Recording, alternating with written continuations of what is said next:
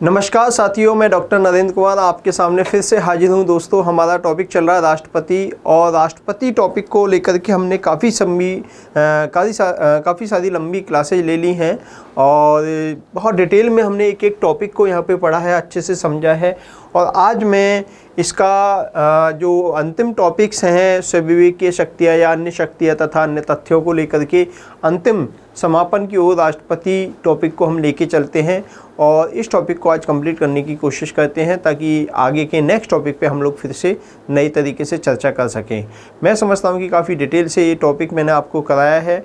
बच्चे कुछ जो भी बातें हैं, जो फैक्चुअल इन्फॉर्मेशन है, वो आज मैं इसमें काफ़ी कुछ इंक्लूड करने की कोशिश करूँगा, आपको समझाने की कोशिश करूँगा। दोस्तों हम बात करते हैं, हमने देखो शक्तियों के मामले में बात करें तो विधायी शक्तियाँ, कार्यकारी शक्तियाँ, न्यायिक शक्तियाँ, वित्तीय शक्तियाँ, सैन्य शक्तियाँ, कूटनीतिक शक्तियाँ, आपातकालीन शक्तियाँ, ये शक्तियाँ हमने डिस्कस कर ली हैं। हालांकि आपातकालीन शक्तियों को बहुत ज़्यादा डिटेल में, बहुत ज़्यादा गहराई से नहीं लेके गया, क्योंकि सिलेबस में जहाँ टॉपिक आएगा वहाँ पर आपातकालीन शक्तियों की डिटेल में मैं चर्चा करूँगा, बहुत ज़्यादा गहराई से जाएंगे वहाँ पे, तब इसके एक एक पहलू पर और गहराई से अध्ययन करेंगे। जहाँ शक्तियों के बारे में एक जनरली जो बात करते हैं, सुपरफिशियली टच करते हैं, मैंने उससे कुछ फैक्चुअल चीज़ें, कुछ इन्फॉर्मेशन ज़्यादा बताते हुए और उसको कंप्लीट किया है। अब हम बात करते हैं स्वविवेकीय शक्तियाँ। दोस्तों, नेक्स्ट टॉपिक है हमारा स्वविवेकीय शक्तियाँ। तो स्वविवेकीय शक्तियों की बात करें तो स्वविवेकीय शक्तियाँ राष्ट्रपति के पास में क्या क्या हैं। पहला क्वेश्चन तो मेरा आपसे ये है दोस्तों, क्या राष्ट्रपति को स्वविवेकीय शक्तियाँ प्राप्त हैं? स्वविवेकीय शक्तियाँ, स्वविवेकीय शक्तियाँ। दोस्तों, पहला क्वेश्चन तो मेरा ये है कि क्या भारत के राष्ट्रपति को स्वविवेकीय शक्तियाँ प्राप्त है या नहीं है। आपका जवाब ये हो सकता है कि बिल्कुल स्वविवेकीय शक्तियाँ प्राप्त हैं सर। स्वविवेकीय शक्तियों के बारे में हम किताब में पढ़ते हैं, बुक्स में हम पढ़ते हैं। मेरा क्वेश्चन यहाँ सैद्धांतिक रूप से है। मेरा क्वेश्चन सैद्धांतिक रूप से ये है कि भारत के राष्ट्रपति को स्वविवेकीय शक्तियाँ प्राप्त है या नहीं है, तो हम ये बात संवैधानिक आधार पे करेंगे। तो संवैधानिक आधार पे जो राष्ट्रपति की शक्तियों का मेनली जो उल्लेख है वो आर्टिकल 53 में और आर्टिकल 74 और आर्टिकल 75 में विशेष रूप से कार्यपालिका की शक्तियों के संबंध में जो उल्लेख है वो उल्लेख 74, 53 और 75 में है। ये उल्लेख की बात हम करें तो 75 के अंदर तो कार्यपालिका, जो वास्तविक कार्यपालिका है, वास्तविक कार्यपालिका मतलब मंत्रिपरिषद, वास्तविक कार्यपालिका अर्थात काउंसिल ऑफ मिनिस्टर्स, मंत्रिपरिषद के गठन संबंधी, नियुक्ति संबंधी, शपथ संबंधी, वेतन भत्ते संबंधी जो शक्तियां हैं, वास्तविक कार्यपालिका के संबंध में जो राष्ट्रपति की शक्तियां हैं, उनका उल्लेख आर्टिकल 75 में दे रखा है। हम बेसिकली बात करें तो मेनली जो राष्ट्रपति के शासन चलाने के संबंध में जो बातें हैं, शासन चलाने के संबंध में बातें यहाँ पर आर्टिकल 53 में कार्यपालिका शक्तियाँ, समस्त कार्यपालिका शक्तियाँ राष्ट्रपति में निहित होंगी, राष्ट्रपति में। और आपको ये भी मैंने बताया था कि राष्ट्रपति महोदय जो हैं, कार्यपालिका शक्तियों का निर्वहन करने के संदर्भ में जो है स्वयं भी इन शक्तियों का प्रयोग कर सकता है और अपने शासन को चलाने के संबंध में जो भी कार्यपालिका शक्तियाँ, इनका प्रयोग वो अपने अधीनस्थों के माध्यम से कर सकता है। यहाँ पर अधीनस्थ शब्द का मतलब होता है मंत्रिपरिषद से, या मंत्रियों से या मंत्रिपरिषद से लिया जाता है। समस्त कार्यपालिका शक्तियाँ राष्ट्रपति में निहित है। इस आर्टिकल को देख के लगता है कि वास्तव में शक्तिशाली होता है राष्ट्रपति का पद, लेकिन जब आर्टिकल 74 को हम पढ़ें, आर्टिकल 74 के साथ इसका अध्ययन करेंगे तो आप लोगों को ये पता लगेगा कि राष्ट्रपति नाम मात्र की कार्यपालिका होता है। मतलब राष्ट्रपति की जो कार्यपालिका शक्ति है वो एक तरह से नाम मात्र की शक्तियाँ होती है। वास्तविकता ये है कि राष्ट्रपति जो है मंत्रिपरिषद की सलाह पे कार्य करना पड़ता है उसको, और यहाँ कार्यपालिका शक्तियों का एक्चुअल में उपभोग करने वाला जो है वो कौन है? मंत्रिपरिषद है। और मंत्रिपरिषद के भी मुखिया के रूप में, मंत्रिपरिषद के चेयरमैन के रूप में व्यवहारिक रूप से जो मंत्रिपरिषद की जो वास्तविक कार्यपालिका संबंधी शक्तियां हैं उनका उपभोग करने की शक्तियां प्रधानमंत्री के पास है। यही कारण है कि संसदीय शासन प्रणाली में प्रधानमंत्री सबसे शक्तिशाली पद होता है। प्रधानमंत्री के पद में सबसे ज़्यादा शक्तियाँ प्राप्त होती है। आर्टिकल 74 और 75 की स्थिति को अगर हम देखें तो प्रधानमंत्री की स्थिति सबसे ज़्यादा स्ट्रांग होती है, सबसे ज़्यादा मजबूत होती है। व्यवहारिक रूप से जो सरकार की शक्तियाँ होती हैं, कार्यपालिका संबंधी शक्तियाँ हैं, उनका उपभोग प्रधानमंत्री के द्वारा किया जाता है। तो दोस्तों, हमारे संविधान के अंदर कहीं भी ये स्पष्ट रूप से नहीं लिखा हुआ है, ना तो आर्टिकल 53 में है, ना 74 में है, ना 75 में है, ना 76, 78 और इनमें 77, किसी में भी ये नहीं लिखा हुआ है कि राष्ट्रपति को कोई स्वविवेकीय शक्तियाँ प्राप्त हैं या नहीं है।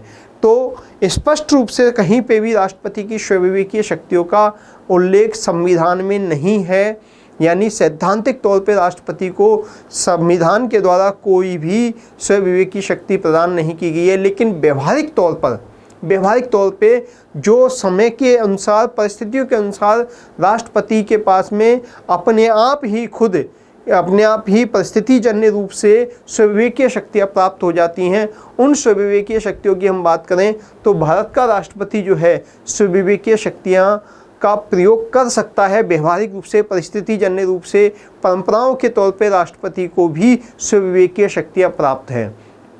कौन कौन सी स्वविवेकीय शक्तियाँ हमारे राष्ट्रपति को प्राप्त है, इसके बारे में हम बात करें तो स्वविवेकीय शक्तियों की हम बात करें तो भारत के राष्ट्रपति के पास में कई प्रकार की स्वविवेकीय शक्तियाँ प्राप्त है। जैसे एग्जाम्पल के तौर पे अपन बात करें कि भारत का राष्ट्रपति सबसे पहली बात स्वविवेकीय शक्तियों के संबंध में कि भारत का जो राष्ट्रपति है वो राष्ट्रपति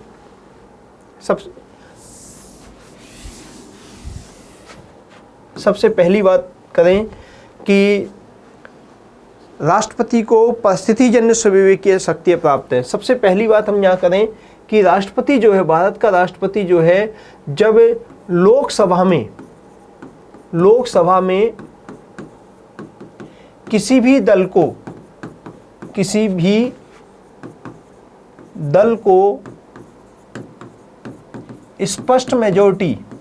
स्पष्ट बहुमत प्राप्त न हो, लोकसभा में किसी भी दल को स्पष्ट बहुमत प्राप्त नहीं हो, तब ऐसी स्थिति में राष्ट्रपति का रोल महत्वपूर्ण हो जाता है, राष्ट्रपति की भूमिका महत्वपूर्ण हो जाती है।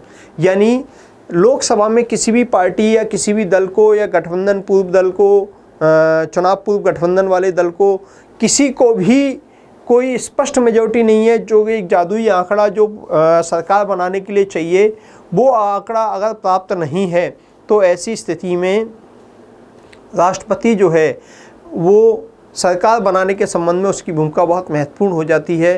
राष्ट्रपति की ड्यूटी है, संविधान ये अपेक्षा करता है कि राष्ट्रपति ऐसे व्यक्ति को सरकार बनाने का न्योता दे, ऐसी पार्टी को या ऐसे पार्टी के सदस्य को या ऐसे व्यक्ति को जो कि पूरे 5 साल के लिए स्थिर सरकार दे सके और सभी को साथ लेके चल सके, देश के संवैधानिक शासन व्यवस्था को बनाए रख सके।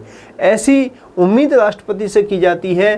तो यहाँ पर इम्पोर्टेंट बात यह है कि राष्ट्रपति यहाँ कुछ हद तक स्वविवेकीय शक्तियों का प्रयोग कर सकता है कि कौन व्यक्ति जो है किस पार्टी का नेता या कौन सी पार्टी या किस पार्टी की स्थिति ज़्यादा मजबूत है और ये सरकार, स्थिर सरकार देने में सक्षम है। इस संबंध में ऐसी संभावनाओं को, ऐसी विकल्पों को तलाशने के संबंध में वो कुछ हद तक स्वविवेक का प्रयोग कर सकता है। पहली बात तो ये है कि इसके संबंध में एक गाइडलाइन सुप्रीम कोर्ट ने दे दी है। उस गाइडलाइन के आधार पर राष्ट्रपति का पहला कर्तव्य तो ये होता है कि सबसे बड़ी पार्टी लोकसभा में जो सबसे ज़्यादा सीटें जीत के आई है जो पार्टी, उस सबसे बड़ी पार्टी को या उसके नेता को, उस पार्टी को या उसके जो भी नेता है उसके नेता को सरकार बनाने का आमंत्रण दे, सरकार बनाने का न्योता देना चाहिए। न्योता, आमंत्रण या निमंत्रण देना चाहिए। सबसे बड़ी पार्टी है, मतलब स्पष्ट मेजॉरिटी किसी की नहीं है, लेकिन सबसे बड़ी पार्टी का नेता सबसे पहले उसको मौका देना चाहिए। दूसरी बात, जो सबसे बड़ी गठबंधन चुनाव पूर्व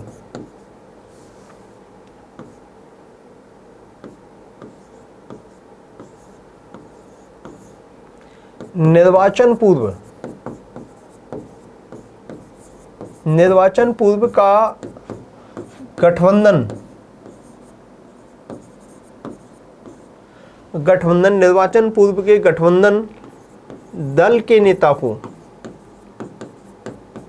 को आमंत्रण देना चाहिए, निमंत्रण देना चाहिए। गठबंधन पूर्व के दल के जो नेता है उनको ये मौका देना चाहिए कि वो आकर के और क्या करें, यहाँ वो आकर के बात करें किसकी, सरकार बनाने की का न्योता देना चाहिए। सरकार बनाने के लिए उन्हें अवसर प्रदान करना चाहिए। अगर वो भी नहीं बना पाएँ तो उसके पश्चात तीसरे नंबर पे आता है चुनाव या निर्वाचन पश्चात गठबंधन दल के नेता को, मतलब ये होता है कि चुनाव से पहले गठबंधन हुआ है, उनके नेता को पहले मौका दे, फिर उसके बाद में चुनाव के पश्चात सरकार बनाने के लिए कोई गठजोड़ हुआ है तो उनका जो नेता है उस नेता को मौका देना चाहिए। और चौथे नंबर पे दूसरी विपक्षी पार्टी के दूसरी सबसे बड़े दल या विपक्षी पार्टी के नेता को आमंत्रण देना चाहिए, या अन्य कोई पार्टी, विपक्षी पार्टी जो है, विपक्षी जो दूसरी सबसे बड़ी विपक्षी पार्टी है उसके नेता को, या अन्य विपक्षी पार्टियां, अन्य पार्टियों या अन्य दलों, अन्य छोटे छोटे दलों, अन्य छोटी छोटी पार्टियां जो भी कोई बनाना चाहे उनको ऑप्शन देना चाहिए, ओपन खुला निमंत्रण देना चाहिए कि आप में से कोई सरकार बना सकता है, आपस में गठबंधन सरकार बनाने की स्थिति में है या नहीं है। अगर ये चारों स्थितियाँ, चारों स्टेप को फॉलो करते हुए एक गाइडलाइन दी है, ये बाध्यकारी नहीं है, परंपरा में है, सुप्रीम कोर्ट ने कहा है इसको फॉलो करना चाहिए। सुप्रीम कोर्ट ने इसमें भी लेकिन कहीं ना कहीं इसको डिसाइड करने में कहीं ना कहीं स्वविवेक की स्थितियाँ राष्ट्रपति को प्राप्त होती हैं, तो राष्ट्रपति यहाँ पर स्वविवेक का इस्तेमाल करते हुए इस परंपरा को, इस गाइडलाइन को एक निर्देश बिंदु मार्गदर्शन जो सुप्रीम कोर्ट ने दिया है संविधान की व्याख्या करते समय, इसको फॉलो करते हुए स्थिर सरकार की बनाने की संभावनाओं को तलाशना चाहिए। यहाँ पर जो स्थिर सरकार की संभावनाओं को तलाशने का जो प्रयास किया जा रहा है, ये अगर फिर भी सक्सेस नहीं होता है, ये सारी बातें फेल हो जाती हैं, तो ऐसी स्थिति में क्या करना चाहिए दोस्तों? ऐसी स्थिति में फिर सरकार को, जो केंद्र में जो अस्थायी या कार्यवाहक सरकार चल रही है उसको ही शासन चलाने का मौका मिलेगा, और निर्वाचन आयोग को जल्दी से जल्दी शीघ्र चुनाव पुनः जनादेश लेने के लिए कहना पड़ेगा, तो भारत का निर्वाचन आयोग दोबारा चुनाव करवाएगा। ऐसी स्थितियां जो होता है, ये संसदीय शासन व्यवस्था जहां बहुदलीय जो शासन व्यवस्था है उसके अंदर जो बहुत सारे दल होते हैं वो चुनावों में भागीदारी करते हैं। ऐसी स्थिति में गठबंधन सरकारों का दौर आता है। 89 से लेकर के, और हम बात करें 99 तक जो चुनाव हुए उनमें गठबंधन सरकारों का दौर ज़्यादा चला, एक बड़ा लंबा दौर देखा था। उसके बाद में 98-99 के बाद में तो आपको पता ही है कि उसके बाद में जो चुनाव हैं वो विभिन्न पार्टियों ने चुनाव पूर्वी एनडीए और यूपीए के रूप में दो गठबंधन बना लिए, और ये चुनाव पूर्व के गठबंधन और यही गठबंधनों के आधार पर चुनाव लड़े जाते हैं और लंबी एक स्थायी सरकारों का दौर वापस से चल उठा है। दोस्तों, ये एक संभावना होती है जहां राष्ट्रपति को स्वविवेक से निर्णय लेने के अवसर प्राप्त होते हैं। इसके अलावा एक जगह और अवसर प्राप्त होता है, सामान्यतया आर्टिकल 74 क्या कहता है दोस्तों? आर्टिकल 74 ये कहता है कि जो हमारे राष्ट्रपति हैं, आर्टिकल 74 क्या कहता है कि राष्ट्रपति मंत्रिपरिषद की सलाह पे काम करेगा। 74 के तहत राष्ट्रपति किसकी सलाह पे काम करता है दोस्तों? राष्ट्रपति मंत्रिपरिषद की सलाह पर, मंत्रिपरिषद की सलाह पर कार्य करेगा। राष्ट्रपति मंत्रिपरिषद की सलाह पर कार्य करेगा। राष्ट्रपति मंत्रिपरिषद की सलाह पर कार्य करेगा, इसका मतलब हुआ कि सामान्य स्थितियों में सरकार के जो भी कामकाज राष्ट्रपति के नाम से किए जाते हैं वो सारे के सारे एक्चुअल में राष्ट्रपति के नहीं होते बल्कि मंत्रिपरिषद के होते हैं, सरकार के होते हैं। प्रधानमंत्री और मंत्रिपरिषद के द्वारा जो निर्णय लिए जाते हैं उन निर्णयों को राष्ट्रपति को सलाह के रूप में बताया जाता है और राष्ट्रपति उनको लागू करवाता है, आदेश जारी करता है। एक तरह से रबर स्टैंप की स्थिति है जहाँ पर नॉमिनल हेड या रबर स्टैंप की स्थिति होती है राष्ट्रपति की, लेकिन एक कंडीशन है जहाँ पर ये इसकी सलाह को मानने से मना कर सकता है। एक तो ये कि मंत्रिपरिषद ने कोई फैसला लिया और मंत्रिपरिषद के फैसले को राष्ट्रपति के पास भेजा गया तो राष्ट्रपति उसे पुनर्विचार के लिए एक बार लौटा सकता है।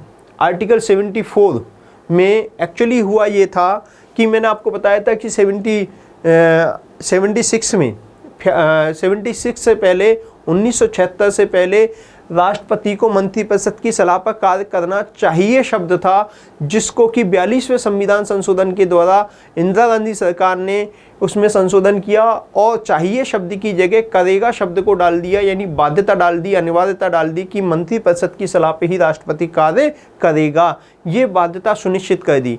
लेकिन 44वें संविधान संशोधन के द्वारा 1978-79 में जो 44वां संविधान संशोधन हुआ उसके तहत 1978 में जो मोरारजी देसाई की सरकार थी उसने एक चेंज कर दिया और चेंज करके एक प्रोविजन डाल दिया कि राष्ट्रपति मंत्रिपरिषद की सलाह पे तो कार्य करेगा ही, लेकिन एक बार वो मंत्रिपरिषद की सलाह को पुनर्विचार के लिए लौटा सकता है अपनी सिफारिशों के साथ में।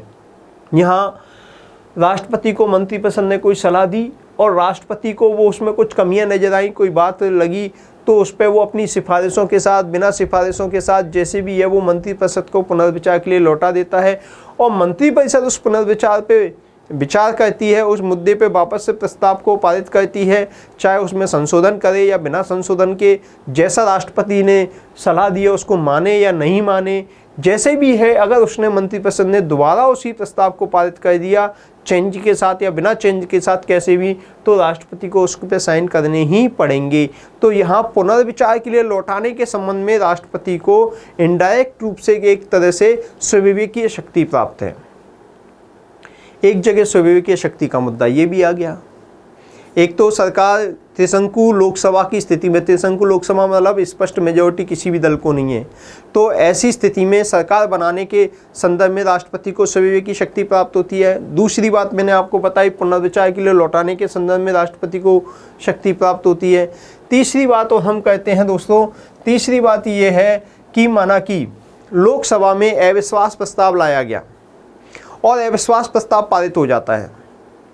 लोकसभा में अविश्वास प्रस्ताव लाया गया सरकार के या मंत्रिपरिषद के विरुद्ध, तो अविश्वास प्रस्ताव अगर पास हो गया तो अविश्वास प्रस्ताव पास होने के पश्चात अब सरकार को अपने पद से इस्तीफा देना है और सरकार अपने पद से इस्तीफा नहीं देती है और मंत्रिपरिषद जिसके खिलाफ अविश्वास प्रस्ताव पारित हो चुका है वो मंत्रिपरिषद अगर राष्ट्रपति को ये सलाह देती है कि लोकसभा को भंग कर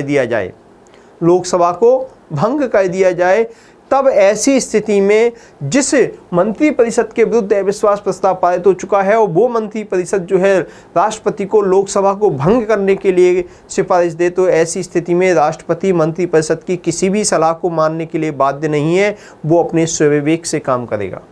किससे काम करेगा? अपने स्वविवेक से काम करेगा। तो पहली बात, प्रधानमंत्री और सरकार बनाने के संबंध में स्वविवेक होता है जब त्रिशंकु लोकसभा हो। दूसरी बात, मंत्रिपरिषद के प्रस्ताव को पुनर्विचार के लिए लौटाने के संबंध में स्वविवेक का इस्तेमाल होता है। तीसरी बात बताई मैंने, लोकसभा में अविश्वास प्रस्ताव पारित हो गया और वैसी स्थिति में सरकार अपने पद से इस्तीफा न दे करके लोकसभा को भंग करने की सिफारिश करे तो भी राष्ट्रपति उसको मानने के लिए बाध्य नहीं है। चौथी बात, माना कि लोकसभा में सरकार ने अपना विश्वास मत हासिल नहीं किया है, सरकार अपना काम कर रही है, लेकिन विपक्ष जो है उसको मांग कर रहा है कि सरकार दोबारा से अपना विश्वास मत हासिल करे, तो ऐसी स्थिति में राष्ट्रपति अपने स्वविवेक से निर्णय ले सकता है कि सरकार को दोबारा विश्वास मत हासिल करने के लिए कह सकता है कि आप विश्वास मत हासिल कीजिए। अगर राष्ट्रपति स्वविवेक से राष्ट्रपति को ऐसा लगता है कि देश में सरकार के विरोधी माहौल है, सरकार का कोई कृत्य ऐसा है जिससे कि लोकसभा में शायद इसलिए अब इसको विश्वास नहीं रहा है, तो लोकसभा में विश्वास मत हासिल करने के लिए सरकार को राष्ट्रपति कह सकता है। इस संबंध में वो स्वविवेक से निर्णय लेता है। नेक्स्ट बात ये होगी दोस्तों, पहली बात बताई मैंने प्रधानमंत्री को और मंत्रिपरिषद के गठन के संबंध में त्रिशंकु लोकसभा की स्थिति में स्वविवेक की स्थिति है। दूसरी बात मैंने आपको बताई पुनर्विचार के संबंध में बताई। तीसरी बात, अविश्वास प्रस्ताव पारित होने के पश्चात मंत्रिपरिषद अगर कोई सलाह देती है राष्ट्रपति को तो उसे नहीं मानने के संबंध में भी है। चौथी बात मैंने आपको बताई कि अगर विश्वास मत हासिल नहीं किया है तो और सरकार को विश्वास मत हासिल करने के कहने के संबंध में राष्ट्रपति के पास में स्वविवेक की शक्तियाँ प्राप्त हैं। राष्ट्रपति ये भी कह सकता है कि विपक्ष को कह दे कि नहीं, मुझे तो लगता है विश्वास मत हासिल है, आप अविश्वास प्रस्ताव ले आइए। अगर आपको लगता है नहीं है तो अविश्वास प्रस्ताव ले आइए। या फिर लगता है राष्ट्रपति को कि बहुत सारा माहौल है, ऐसा परिस्थितियां मौजूद हैं, लगता है कि वर्तमान सरकार ने जो है विश्वास मत खो दिया, तो सरकार को पुनः विश्वास मत हासिल करने के लिए भी राष्ट्रपति कह सकता है। ये भी राष्ट्रपति का स्वविवेक अपने मंत्रिपरिषद से सलाह पे काम नहीं करेगा। इसी तरीके से अगर ऐसी स्थिति हो कि सरकार विश्वास मत लाने से मना कर देती है और विपक्ष जो है उसके खिलाफ आवाज़ उठा रहा है और अविश्वास प्रस्ताव पारित हो जाता है और सरकार अगर इस्तीफा नहीं देती है, तो ऐसी स्थिति में यहाँ जो राष्ट्रपति है वो अपने स्वविवेक से किसको, मंत्रिपरिषद को बर्खास्त कर सकता है। बर्खास्त करने के संबंध में भी राष्ट्रपति को कौन सी शक्ति प्राप्त है, स्वविवेकीय शक्ति प्राप्त है। अगर लगता है कि लोकसभा में विश्वास मत खो दिया है और सरकार विश्वास मत हासिल करने से आनाकानी करती है, ना नुक्कड़ करती है और उसको स्वविवेक से ऐसा प्रतीत होता है कि सरकार ने वाकई में विश्वास मत खो दिया है, तो उसे वो बर्खास्त भी कर सकता है, मंत्रिपरिषद को भंग कर सकता है या लोकसभा को भी भंग करवा सकता है। अगर सरकार मंत्रिपरिषद ने अपने अविश्वास प्रस्ताव पारित हो गया और मंत्रिपरिषद ने इस्तीफा दे दिया, इस्तीफा देने के पश्चात राष्ट्रपति ये चाहेगा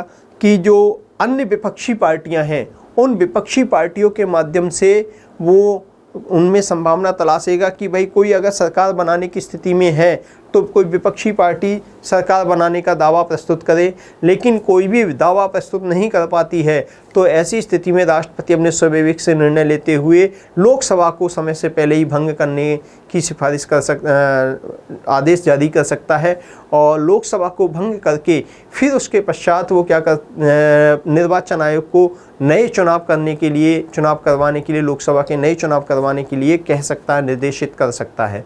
दोस्तों, ये भी स्थिति एक राष्ट्रपति के स्वविवेक की स्थिति में आती है।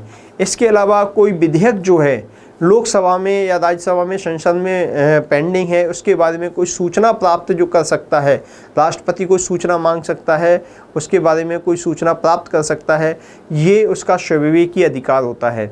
इसी तरीके से वीटो पावर के अंदर मैंने आपको बताया था जेबी वीटो के अंदर और निलंबनकारी वीटो के संबंध में कुछ हद तक जो परिस्थितिजन्य स्थितियाँ होती हैं उन्हीं में वो क्या कर सकता है, उसको स्वविवेकीय शक्तियाँ प्राप्त है। मैंने आपको बताया था वीटो पावर पढ़ाते समय कि स्वविवेकीय शक्तियाँ, एक तो जेबी वीटो में स्वविवेकीय शक्तियाँ जैसा कि ज्ञानी जैल सिंह ने प्रयोग किया था 1986 में, जो डाक संशोधन विधेयक था उसके संबंध में किया था, और वहीं जो एक और इसमें जो किया एक निलंबनकारी वीटो के संबंध में भी जो पुनर्विचार के लिए राष्ट्रपति लौटाता है, तो ये भी कुछ हद तक परिस्थितिजन्य स्थिति में यहाँ पर स्वविवेक की शक्तियाँ प्राप्त होती हैं। ये जो स्वविवेक की शक्तियाँ हैं, ये स्वविवेक की शक्तियाँ परिस्थितिजन्य रूप से ही प्राप्त हो रही हैं। ये प्रैक्टिकली या संविधान में ऐसा कहीं पे भी उल्लेख नहीं है कि राष्ट्रपति को ये स्वविवेकीय शक्तियाँ प्राप्त हैं। इसके अलावा राष्ट्रपति किसी की याचिका को अगर अपने पास में एक्सेप्ट करता है नहीं करता, इसके संबंध में भी कुछ हद तक स्वविवेकीय शक्तियाँ राष्ट्रपति को प्राप्त होती है। क्षमादान संबंधी जो शक्ति है, उसकी जो अपील होती है, अपील को स्वीकार करने के संबंध में कुछ हद तक वो क्या कर सकता है कि अपने स्वविवेक का इस्तेमाल कर सकता है कि यह अपील स्वीकार की जानी चाहिए या नहीं की जानी चाहिए। दोस्तों, ये सारी की सारी शक्तियाँ जो हैं राष्ट्रपति की कौन सी हैं, स्वविवेकीय शक्तियाँ हैं। राष्ट्रपति अगर एक और स्थिति बनती है दोस्तों राष्ट्रपति की स्वविवेकीय शक्तियों के संबंध में कि यदि प्रधानमंत्री की आकस्मिक मृत्यु हो जाती है और सत्ताधारी पार्टी ने किसी व्यक्ति को अपना नया नेता नहीं चुना है, सत्ताधारी पार्टी ने, वैसे तो जनरली क्या होता है कि प्रधानमंत्री के बाद में नंबर 2 की स्थान पर जो नेता होता है उसका ये स्थिति कि प्रधानमंत्री नहीं है तो नंबर 2 का नेता ये होगा, ये पहले से तय होता है। जैसे प्रधानमंत्री विदेश चला जाता है, कोई यात्रा पे जाता है, तो पीछे से अपनी जगह जब कोई आपात स्थिति आ जाए तो देश में नंबर 2 उनकी प्रधानमंत्री के बाद में जो दूसरे नंबर का प्रमुख नेता है उसकी स्थिति क्लियर होती है। तो कोई फैसला लेना है या कैबिनेट की मीटिंग होती है तो इन मीटिंग की अध्यक्षता नंबर 2 का जो नेता होता है वो करता है। सामान्य गृह मंत्री वगैरह जो भी होता है मंत्रिपरिषद में वो पहले से तय होता है। लेकिन अगर किसी सरकार में नंबर 2 नेता की स्थिति क्लियर नहीं है, पहले से नहीं पता रखा है, प्रधानमंत्री ही सर्वेसर्वा और अचानक प्रधानमंत्री की मृत्यु हो जाती है और जो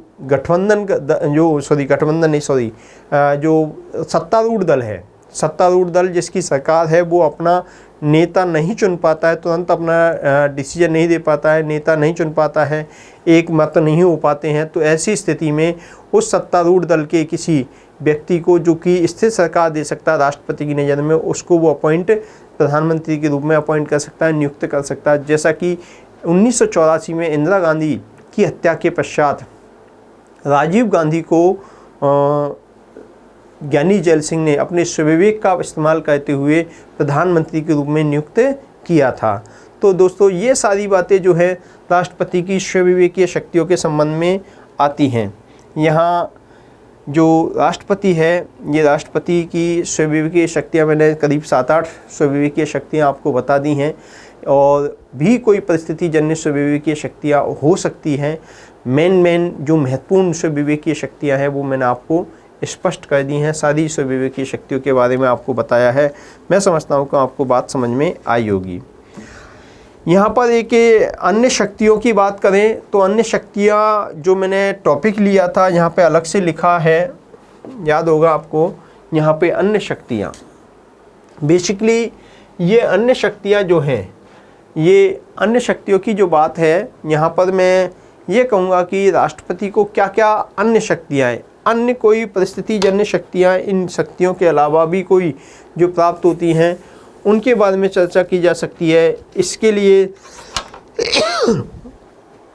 कुछ उन्मुक्तियों की बात की जाती है। उन्मुक्तियाँ का मतलब होता है कि राष्ट्रपति को 368 के तहत आर्टिकल 361 के तहत कुछ उन्मुक्तियाँ विशेषाधिकार प्राप्त होते हैं। विशेषाधिकार का मतलब होता है कि राष्ट्रपति को उनके कार्यकाल के दौरान जब वो पद पर हैं तो ऐसी स्थिति में राष्ट्रपति के खिलाफ कोई भी क्रिमिनल केसेज या क्रिमिनल कार्यवाही शुरू नहीं की जा सकती। दूसरी बात यह है कि राष्ट्रपति को 2 महीने पहले सूचना देकर के व्यक्तिगत हैसियत का कोई केस, सिविल मामले का कोई केस है व्यक्तिगत हैसियत का, तो वो तो किया जा सकता है। सिविल मामले का कोई भी व्यक्तिगत हैसियत का केस की कार्रवाई की जा सकती है, लेकिन व्यक्तिगत मामले में की जा सकती है वो एक राष्ट्रपति की हैसियत से जो भी कार्रवाई की जा रही है वो नहीं की जा सकती। राष्ट्रपति के रूप में उसने जो भी कृत्य किया है उस पर कोई भी केस किसी प्रकार का, ना सिविल वाला ना क्रिमिनल वाला, किसी भी प्रकार का नहीं किया जा सकता। लेकिन व्यक्तिगत हैसियत से उसने कोई केस, कोई मामला है तो उसमें कोई दीवानी कार्रवाई केस किया जा सकता है, लेकिन इसकी सूचना कम से कम 2 माह पहले उसको देनी पड़ेगी राष्ट्रपति को, तभी ऐसा किया जाएगा।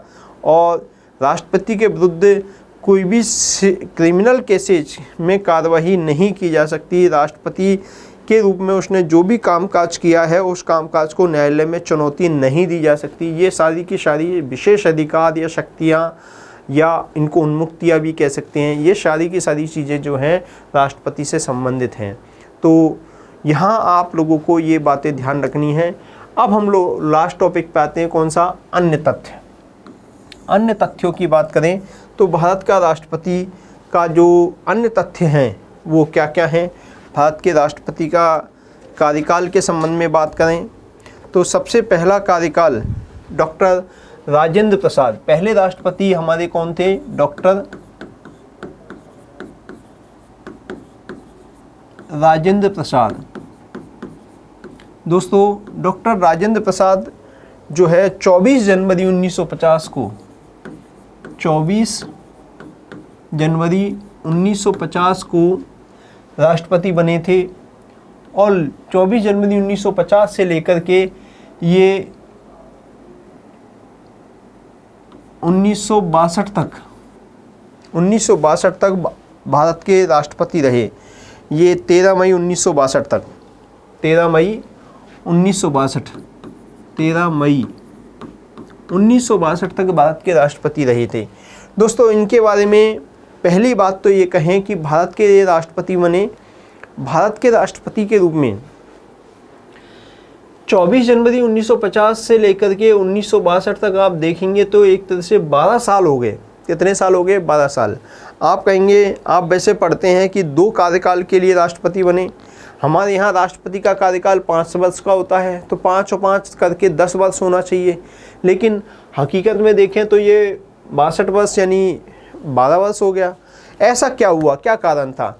एक्चुअली बात ये थी कि 24 जनवरी 1950 को आपको याद है कि संविधान सभा के बारे में आपने पढ़ा होगा कि संविधान जो भारत का निर्मित हुआ था, अंगीकृत जो हुआ था 26 नवंबर 1949 को हो गया था, 1949 को हो गया था, लेकिन उसको जो लागू किया गया था 26 जनवरी 1950 को लागू किया गया था, क्योंकि इस डेट को महत्व देने के लिए ये डेट 26 जनवरी जो है हर साल हमारे स्वतंत्रता दिवस के रूप में मनाया जाता था। चूँकि स्वतंत्रता दिवस हमारा 15 अगस्त को हो गया था, इसलिए इस डेट के महत्व को बनाने के लिए और संवैधानिक तैयारियां, संविधान को लागू करने के लिए जो तैयारियां करनी थी पहले से सरकार को, गवर्नमेंट को, उस गणतंत्र को लागू करने के लिए उन तैयारियों के लिए समय मिल जाए, इसलिए संविधान 26 नवंबर 1949 को निर्मित होने के पश्चात भी इसको जो लागू किया गया था 26 जनवरी 1950 को किया गया था। तो 26 जनवरी 1950 को लागू करने से पहले 24 जनवरी 1950 को भारत के गणतंत्र के प्रतीक के रूप में राष्ट्रपति को निर्वाचित किया गया। और यहाँ मैं बता दूँ कि 24 जनवरी 1950 को संविधान सभा की अंतिम बैठक हुई थी, जिसमें 284 लोगों ने भागीदारी की थी। और इस संविधान सभा की अंतिम बैठक में भारत के गणतंत्र के प्रतीक के रूप में भारत के राष्ट्रपति, पहले राष्ट्रपति को संविधान सभा ने ही निर्वाचित किया था। और डॉक्टर राजेंद्र प्रसाद जो संविधान सभा के अध्यक्ष भी हुआ करते थे, उन डॉक्टर राजेंद्र प्रसाद को यहाँ भारत का पहला राष्ट्रपति निर्वाचित किया गया था। और ये निर्वाचित जो है केवल और केवल तब तक के लिए करवाया गया था 1952 में पहले चुनाव होने थे। 1952 में पहले चुनाव होने थे। तो पहले चुनाव जब लोकसभा राज्यसभा जब गठित हो जाएगी, तो लोकसभा राज्यसभा यानी संसद का गठन होने के पश्चात जब पहले आम चुनाव हो जाएंगे, तो उसके बाद में फिर 1952 में ही जो संसद है, वो संसद आम चुनावों के बाद नए राष्ट्रपति का निर्वाचन करेगी। तब तक के लिए डॉक्टर राजेंद्र प्रसाद को निर्वाचित संविधान सभा ने किया था, अंतरिम रूप से किया था। और इनको जो इनके राष्ट्रपति होने का प्रस्ताव जो लाए थे, वो प्रस्ताव जवाहरलाल नेहरू लाए थे। जवाहरलाल नेहरू ये प्रस्ताव लाए थे। और इसका जो अनुमोदन किया था, समर्थन जो किया था, अनुमोदन सरदार पटेल ने किया था। सरदार पटेल ने इसका अनुमोदन किया था। ये बात अलग है कि जब प्रधानमंत्री जवाहरलाल नेहरू बने, तो बाद में राजेंद्र प्रसाद और जवाहरलाल नेहरू के बीच में कुछ हद तक मतभेद भी रहे थे बाद में, संवैधानिक प्रावधानों को लेकर, संवैधानिक प्रक्रिया को लेकर, शक्तियों को लेकर के। लेकिन ओवरऑल प्रस्ताव जो है जवाहरलाल नेहरू ने डॉक्टर राजेंद्र प्रसाद को राष्ट्रपति के रूप में निर्वाचित करने का प्रस्ताव रखा, जिसका समर्थन सरदार पटेल ने किया। और उसके बाद में डॉक्टर राजेंद्र प्रसाद को सर्वसम्मति से भारत का राष्ट्रपति निर्वाचित कर लिया गया था। तो दोस्तों पहला ये 2 साल का जो कार्यकाल है, एक तरह से अस्थायी कार्यकाल है। उसके बाद 1952 में राष्ट्रपति के रूप में डॉक्टर राजेंद्र प्रसाद जो है हमारे राष्ट्रपति बन गए। 52 से लेकर 57 तक रहे। फिर दोबारा इलेक्शन हुआ, दोबारा इलेक्शन में फिर डॉक्टर राजेंद्र प्रसाद को निर्वाचित किया। अब तक डॉक्टर राजेंद्र प्रसाद एकमात्र ऐसे राष्ट्रपति हैं जो 2 कार्यकालों के लिए रहे, और सर्वाधिक लंबा कार्यकाल भी इन्हीं का है। डॉक्टर राजेंद्र प्रसाद का कार्यकाल माना जाता है। दोस्तों ये भारत के प्रथम राष्ट्रपति थे और संविधान सभा के अध्यक्ष भी रह चुके थे। इनके टाइम पे डॉक्टर सर्वपल्ली राधाकृष्णन जो थे वो भारत के उपराष्ट्रपति थे और ये भारत के पहले उपराष्ट्रपति थे। 2 कार्यकालों के लिए ये उपराष्ट्रपति रहे थे। तो डॉक्टर राधाकृष्णन 1962 में दूसरे नंबर पर डॉक्टर राधाकृष्णन, सर्वपल्ली राधाकृष्णन जो हैं ये भारत के राष्ट्रपति बने और ये 13 मई 1962 से 13 मई 1962 से 13 मई 1962 से 13 मई 1967 तक 13 मई 1967 तक भारत के राष्ट्रपति रहे। डॉक्टर राधाकृष्णन भारत के पहले शिक्षक राष्ट्रपति भी माने जाते हैं। इससे पहले जो राजेंद्र प्रसाद थे वो एडवोकेट थे, वकील माने जाते हैं और ये पहले शिक्षक राष्ट्रपति माने जाते हैं। पहले शिक्षक उपराष्ट्रपति भी डॉक्टर सर्वपल्ली राधाकृष्णन साहब को माना जाता है। दोस्तों, जो यहाँ अपन बात करें, डॉक्टर सर्वपल्ली राधाकृष्णन साहब पहले ऐसे राष्ट्रपति हैं जो कि उपराष्ट्रपति भी रह चुके थे और 2 कार्यकालों के लिए उपराष्ट्रपति के पद पर रहे थे। ये 2 बार उपराष्ट्रपति रहे। तीसरे नंबर पे नाम आता है डॉक्टर जाकिर हुसैन।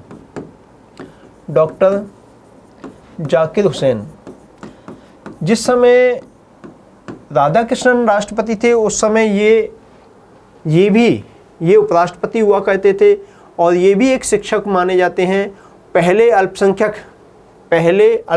या मुस्लिम राष्ट्रपति माने जाते हैं 13 मई 1967 से।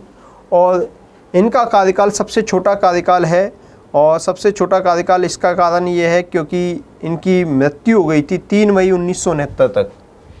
3 मई 1969 तक एक्चुअली इनकी पद पर रहते हुए मृत्यु हो गई थी। इनका कार्यकाल एक साल और 114 दिन या 111 दिन कुछ इस तरह से इनका कार्यकाल था।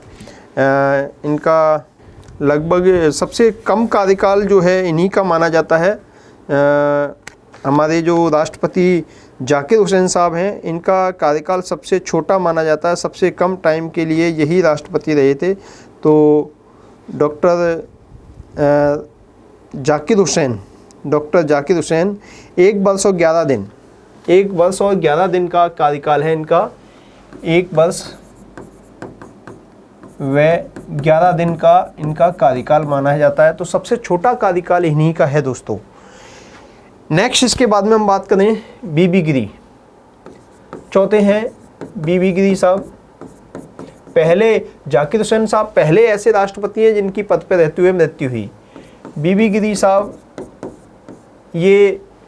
साहब 1969 में ये राष्ट्रपति पहले तो कार्यवाहक राष्ट्रपति बने और भारत के प्रथम कार्यवाहक राष्ट्रपति के रूप में भी इन्हें जाना जाता है। भारत के प्रथम कार्यवाहक राष्ट्रपति के रूप में इन्हें जाना जाता है। 3 मई 1969 से लेकर के 3 मई 1969 से लेकर के और 3 मई 1969 से लेकर के 20 जुलाई 1969 तक, ये 20 जुलाई 1969 तक ये क्या रहे, कार्यवाहक राष्ट्रपति रहे। कार्यवाहक राष्ट्रपति, पहले कार्यवाहक राष्ट्रपति के पद पर ये रहे। इसके पश्चात दोस्तों हम बात करें, कार्यवाहक राष्ट्रपति के पद पर ये रहे थे, लेकिन आपको याद होगा कि इस टाइम पे जो चुनाव हुए, जो राष्ट्रपति के चुनाव होने थे, उस चुनाव में कांग्रेस पार्टी ने नीलम संजीव रेड्डी को अपना कैंडिडेट चुना था। वहीं इंदिरा गांधी जो थी, वो इंदिरा गांधी का अपने वयोवृद्ध जो कांग्रेस पार्टी के अधिकांश नेता थे उनसे विरोध था। उस समय कांग्रेस पार्टी 2 खेमों में बटी हुई थी।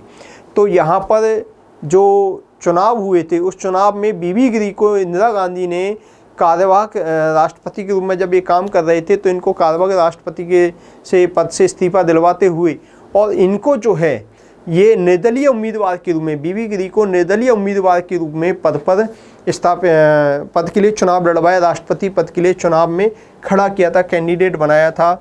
और द्वितीय चक्र की मतगणना के द्वारा इन्होंने नीलम संजीव रेड्डी को पद से नीलम संजीव रेड्डी साहब को हरा दिया था। आपको याद होगा कि कांग्रेस के कैंडिडेट थे नीलम संजीव रेड्डी साहब, और नीलम संजीव रेड्डी साहब को इन्होंने उस समय बीबी गिरी ने निर्दलीय कैंडिडेट के रूप में हराया था। मैंने आपको उस समय बीच में इसका किस्सा भी सुनाया था कि ये कैसे इन्होंने इस्तीफा दिया था और क्या कंडीशन हुई थी। द्वितीय चक्र की मतगणना के द्वारा ये हराए गए थे, यानी एक बार द्वितीय दौर की मतगणना हुई है जिसमें बीबी गिरी और नीलम संजीव रेड्डी के साहब के टाइम पे, जिसमें इनको बीबी गिरी साहब ने चुनाव में हरा दिया था।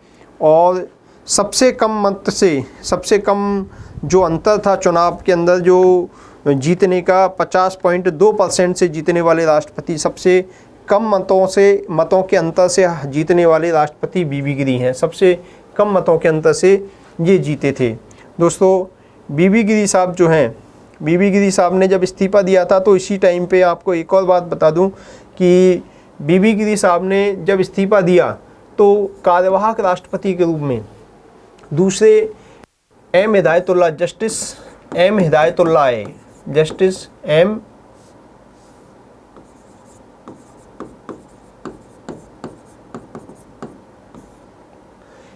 एम हिदायतुल्लाह साहब आए थे 20 जुलाई 1969 से 20 जुलाई 1969 से 24 अगस्त 1969 तक, 24 अगस्त 1969 तक ये भी कार्यवाहक राष्ट्रपति रहे। ये एकमात्र भारत के ऐसे चीफ जस्टिस हैं जो कि उस समय सुप्रीम कोर्ट के मुख्य न्यायाधीश थे, इसलिए इनको राष्ट्रपति और उपराष्ट्रपति दोनों पद खाली होने की वजह से कार्यवाहक राष्ट्रपति के रूप में नियुक्त किया गया था। कार्यवाहक राष्ट्रपति के रूप में इन्हें शपथ दिलाई गई थी। तो ये बातें हम लोगों ने डिस्कस की। इसके बाद में बीबी गिरी फुल फ्लैश, जो मैंने अभी चुनाव की बात करी थी आपको कि बीबी गिरी साहब जो हैं, जिन्होंने दूसरे दौर की मतगणना में नीलम संजीव रेड्डी साहब को हराया था निर्दलीय कैंडिडेट के रूप में, इन्होंने कांग्रेस के कैंडिडेट नीलम संजीव रेड्डी साहब को यहाँ पर पराजित किया था। और पराजित करने वाले, ये सबसे कम मतांतरों से जीतने वाले राष्ट्रपति थे बीबी गिरी साहब द्वितीय चक्र की मतगणना के कारण। इनका कार्यकाल है बीबी गिरी साहब का 24 अगस्त 1969 से 24 अगस्त 1969 से और 24 अगस्त 1969 से 24 अगस्त 1974, 24 अगस्त 1974 तक।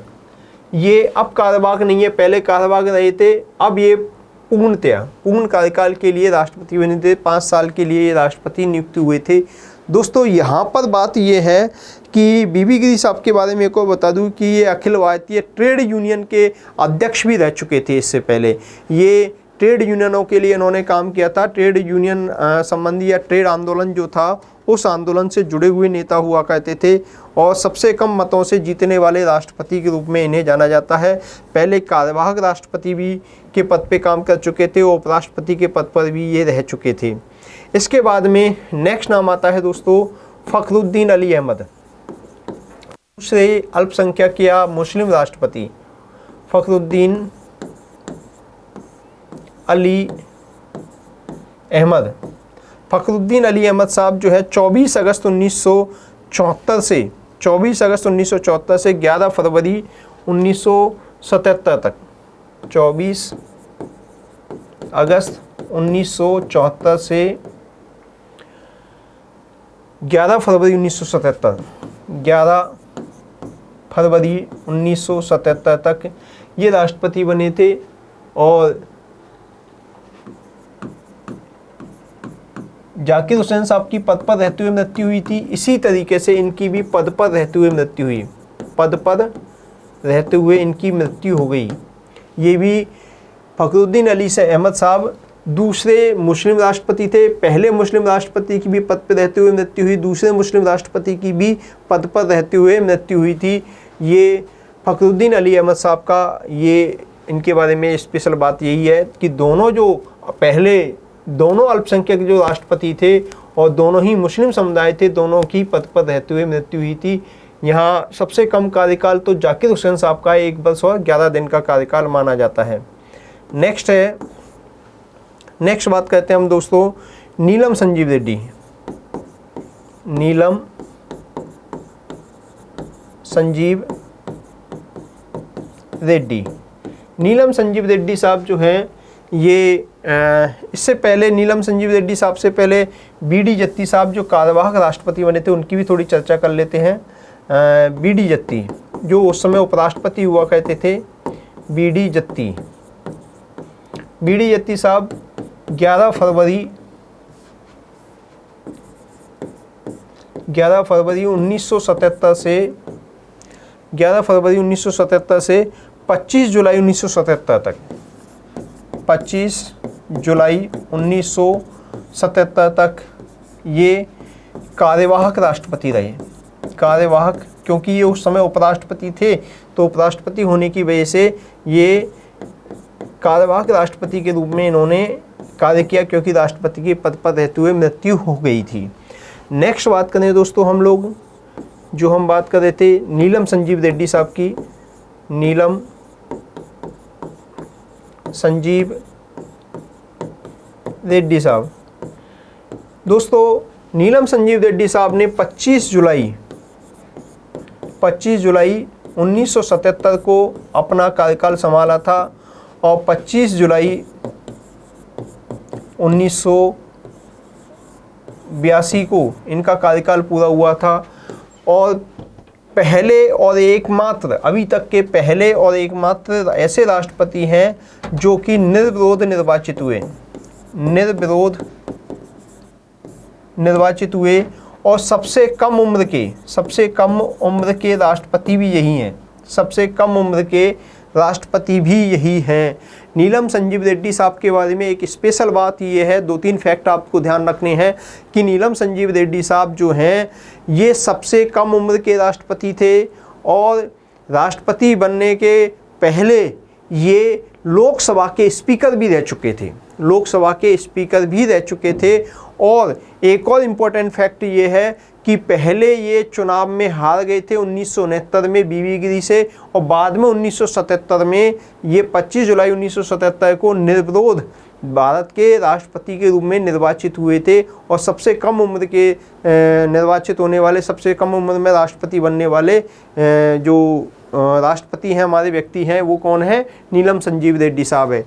यहाँ से एक और इम्पोर्टेंट फैक्ट मैं आपको बता दूं दोस्तों, 25 जुलाई 1982 से यहाँ नीलम संजीव रेड्डी साहब ने 25 जुलाई 1982 को शपथ ली। बीच में किसी की अभी तक डेथ नहीं हुई है, किसी भी राष्ट्रपति के पद पे रहते हुए, या किसी के खिलाफ महाभियोग प्रस्ताव पारित नहीं हुआ।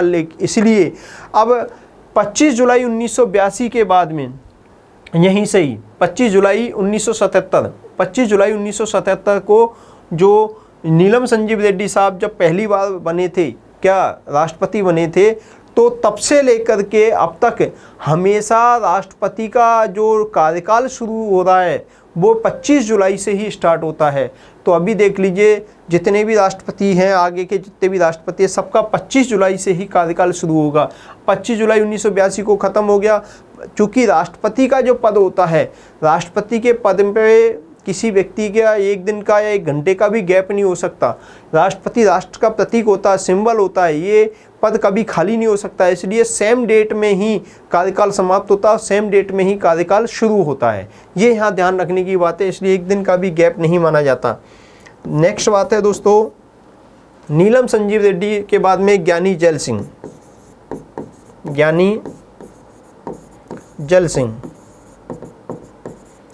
जैल सिंह जो हैं भारत के राष्ट्रपति बने थे और पहले सिख राष्ट्रपति थे।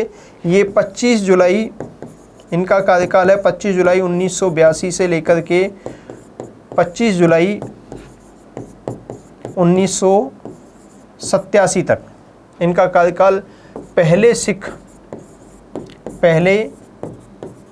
पहले और अंतिम सिख, अभी तक अंतिम है, पहले और अभी तक के अंतिम मतलब एकमात्र सिख राष्ट्रपति हैं। भारत के एकमात्र सिख राष्ट्रपति अभी तक के कौन है, पहले और अभी तक के एकमात्र सिख राष्ट्रपति कौन है, ज्ञानी जैल सिंह है। और आपको ये भी ध्यान होगा कि ज्ञानी जैल सिंह ने इंदिरा गांधी की हत्या के पश्चात राजीव गांधी को प्रधानमंत्री बनाया था अपने स्वविवेक का इस्तेमाल करते हुए, और उन्होंने एक स्वविवेक का बहुत बढ़िया आज तक का एकमात्र एग्जाम्पल जेबी वीटो, पॉकेट वीटो का प्रयोग 1986 में इन्होंने ही किया था, डाक संशोधन विधेयक के संबंध में किया गया था। दोस्तों यहाँ पर हम लोग चर्चा कर रहे हैं कि विभिन्न राष्ट्रपतियों की जो श्रृंखला है उसके बारे में बात कर रहे हैं। मैं थोड़ा सा और एक और बात बताना चाह रहा था यहाँ पर, जो मैं बीच में रह गया, उसके बारे में भी बात कर लूँ। साथियों, मैं आपको ये बता रहा था कि 1962 में जब भारत और चीन का युद्ध हुआ था, तो उस युद्ध के टाइम पे भारत के राष्ट्रपति डॉक्टर राधाकृष्णन, सर्वपल्ली राधाकृष्णन साहब थे। अक्टूबर और नवंबर के बीच में मंथ में जो है युद्ध हुआ था भारत और चीन का, उस समय भारत के राष्ट्रपति डॉक्टर राधाकृष्णन थे। और दूसरा जो 1965 का युद्ध हुआ था, उस समय भारत के राष्ट्रपति कौन थे, राधाकृष्णन साहब थे। कौन थे, राधाकृष्णन साहब, 62 से 67 तक। 1971 का जो युद्ध हुआ था, उस 1971 के युद्ध के टाइम पे जो पाकिस्तान के साथ में हुआ था, उस समय भारत के राष्ट्रपति कौन थे, बीबी गिरी साहब थे। कौन थे दोस्तों, बीबी गिरी साहब। 69 से 74 के बीच में बीबी गिरी साहब यहाँ पर राष्ट्रपति रहे थे। तो ये जो है आप ध्यान रखिएगा, ये युद्धों के बारे में थोड़ी सी जानकारी आपको रखनी है, कभी कभार एग्जाम में पूछ लेते हैं। ज्ञानी जैल सिंह के बाद में आर वेंकटरमन। आर वेंकटरमन साहब जो हैं 25 जुलाई 1987 से लेकर के 25 जुलाई 1992 तक भारत के राष्ट्रपति रहे। ये पहले ज्ञानी जैल सिंह के टाइम पे उपराष्ट्रपति भी हुआ करते थे और बाद में ये राष्ट्रपति बने। और सबसे बड़ी बात यह है कि सबसे अधिक उम्र के, सबसे बुजुर्ग अवस्था में, सबसे अधिक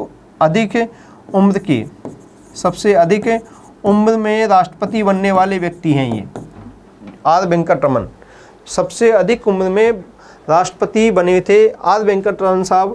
इसके बाद में हम बात करें दोस्तों, आर वेंकटरमन साहब के बाद में 12वें नंबर पे जो राष्ट्रपति आते हैं, जिनका नाम है शंकर दयाल शर्मा, डॉक्टर शंकर दयाल शर्मा।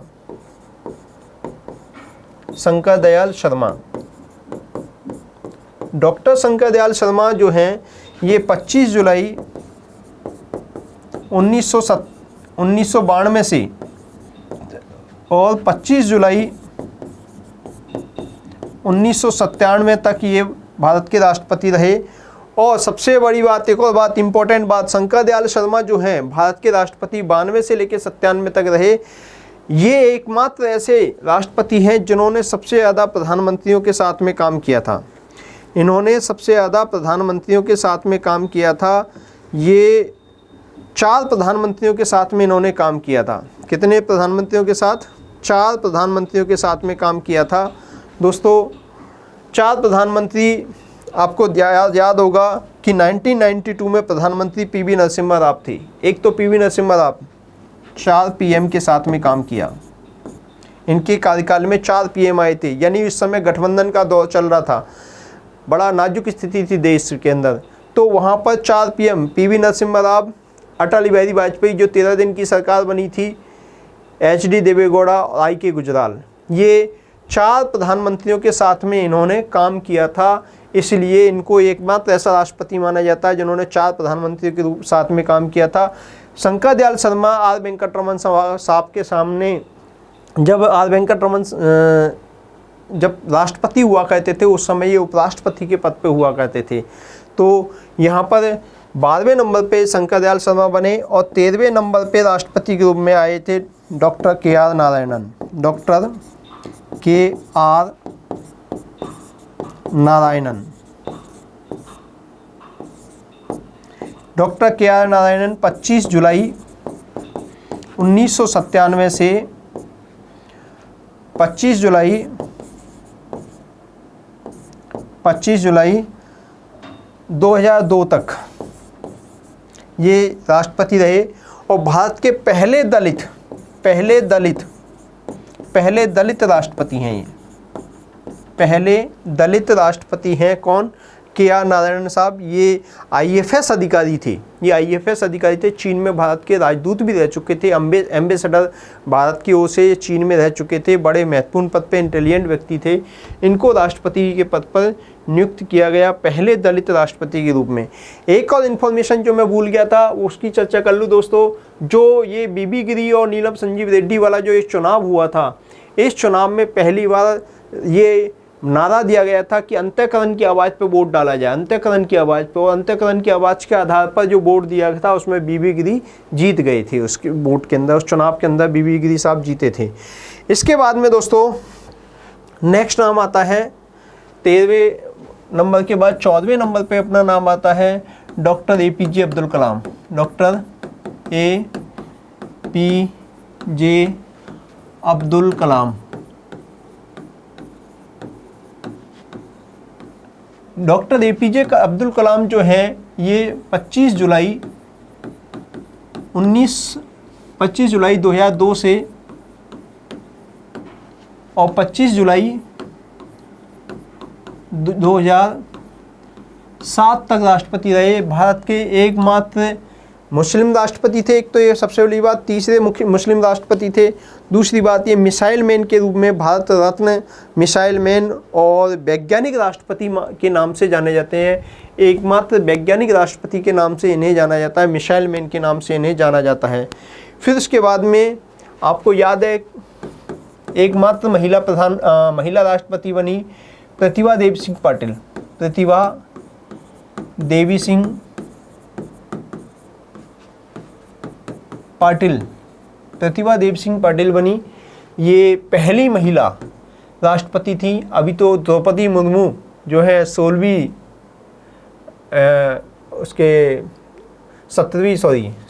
प्रधान राष्ट्रपति बन चुकी हैं। प्रतिभा देवी सिंह पाटिल जो है 25 जुलाई 2007 से लेकर 25 जुलाई 2012 तक ये राष्ट्रपति रहीं। पहली महिला राष्ट्रपति।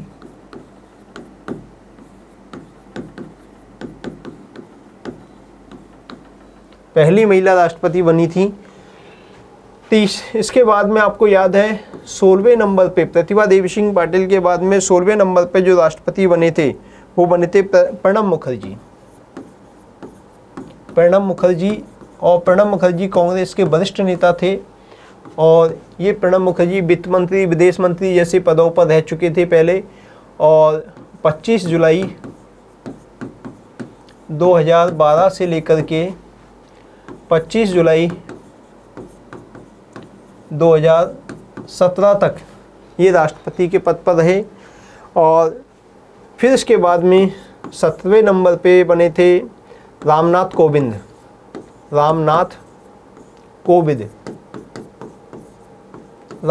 कोविंद साहब जो हैं ये राष्ट्रपति बने। और 25 जुलाई 2017 से लेकर के 25 जुलाई 2022 तक ये दूसरे दलित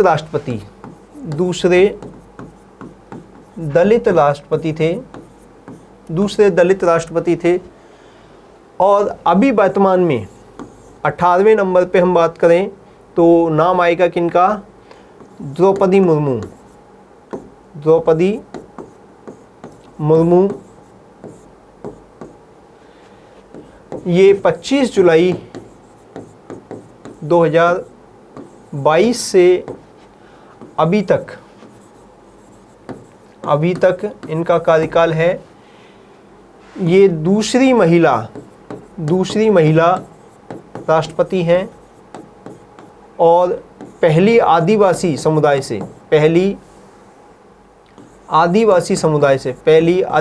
समुदाय से आने वाली महिला हैं जो कि राष्ट्रपति के पद पर पहुंची हैं। और ये शिक्षिका के रूप में जानी जाती हैं, ये शिक्षिका रही हैं। तो दोस्तों ये सारे के सारे पॉइंट्स, सारी की सारी विशेषताएं जो हैं राष्ट्रपति के संबंध में है। राष्ट्रपति के मामले में मैंने आपको कई सारे फैक्ट बताए हैं। अब यहाँ पर एक इम्पोर्टेंट बात निकल के आती है कि अब तक कितने राष्ट्रपति, कितने लोग जो हैं राष्ट्रपति भी बने हैं पद संख्या के आधार पर। तो पद संख्या के आधार पर अगर हम देखें दोस्तों, तो अगर हम कार्यवाहक वगैरह सबको काउंट कर लें तो कितने हो गए, 18 हो गए। 18 व्यक्तियों ने राष्ट्रपति पद ग्रहण किया है, कार्यवाहक और परमानेंट दोनों को मिला करके। लेकिन अगर हम बात करें कि कार्यवाहक को हटा दें तो आप देखेंगे, पीछे चलते हैं हम लोग वापस, तो कितने कार्यवाहक रहे हैं। देखिए कार्यवाहक के रूप में एक तो बीबी गिरी साहब रहे हैं, इनका हटा दें। एक दूसरा कार्यवाहक बीडी जत्ती रहे हैं, ये एम हिदायतुल्लाह साहब रहे हैं। तो 3 नाम हटा दें, 3 नाम हटा दें तो 18 में से 3 हटा दिए तो टोटल जो है 15 व्यक्ति हैं जो कि अभी तक किस पद पे रहे हैं, 15 व्यक्ति हैं जो कि अभी तक भारत के राष्ट्रपति बने हैं। अभी वर्तमान में जो राष्ट्रपति के चुनाव हुए हैं उनके तहत जो अभी द्रौपदी मुर्मू हैं ये 16वीं राष्ट्रपति हैं, 16वीं राष्ट्रपति हैं। और चूँकि कारण ये है क्योंकि डॉक्टर राजेंद्र प्रसाद जो हैं 2 बार निर्वाचित हुए थे, तो अतः व्यक्ति के क्रम के रूप में देखें तो द्रौपदी मुर्मू 15वीं राष्ट्रपति हैं, 15वीं राष्ट्रपति। द्रौपदी मुर्मू जो हैं व्यक्ति के रूप में तो 15वीं हैं, और वैसे जो हैं अगर हम देखें तो ये 16वीं राष्ट्रपति के रूप में जानी जाती हैं, 16वीं राष्ट्रपति के रूप में इन्हें पहचान है, जाना जाता है। दोस्तों ये सारे फैक्ट हैं, बहुत सारी बातें हैं जो मैंने आपको बताई हैं। ये सारे फैक्ट आपको याद रखने हैं, बहुत सारी बातें मैंने इनके साथ में जोड़ के बताई हैं, ये आप लोगों को अच्छे से याद रखनी है। और 99 में आपको याद होगा, 99 में जो कारगिल वॉर हुआ था, वो कारगिल वॉर किन के टाइम पे हुआ था दोस्तों, ये हुआ था डॉक्टर के.आर. नारायणन राष्ट्रपति हुआ करते थे उसके टाइम पे जो ये कारगिल वॉर हुआ था 25 जुलाई 1997 से 2002, पहले जो दलित राष्ट्रपति थे इनके टाइम पे हुआ था। किन किन राष्ट्रपतियों ने क्या क्या किया था आपको वो मैंने बताया था कि सस्पेंसिव वीटो का प्रयोग किसने किया था, कलाम साहब ने किया था, नारायणन साहब ने किया था, और आर वेंकटरमन साहब ने उसका प्रयोग किया था, जो सस्पेंशन वीटो, निलंबनकारी वीटो का प्रयोग किया था। वहीं आपको पता है कि जेबी वीटो का प्रयोग ज्ञानी जैल सिंह साहब ने किया था।